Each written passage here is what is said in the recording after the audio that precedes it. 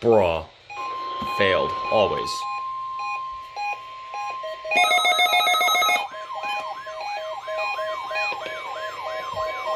The proceeding was a test of the National Weather Service Emergency Warning System from Atlanta, KEAS-80.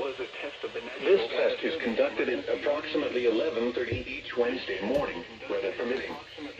If this had been an actual emergency weather situation, the warning alarm would have been followed by an actual watch or warning. Reception of this broadcast and the warning alarm will vary at any given location.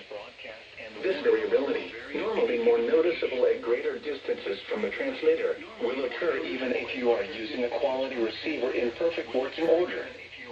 To provide the most consistent warning service possible, the warning alarm will normally be activated for warnings in selected watches within a 40-mile radius of your transmitter. This area includes the following counties in the Atlanta listening area: Cherokee, Clayton, Cobb, DeKalb, Douglas, Fayette, Georgia counties: Bartow, Catoosa, Cherokee, Fannin, Gilmer, Gordon, Murray, Pickens, Walker, and Whitfield. The Somerville listening area.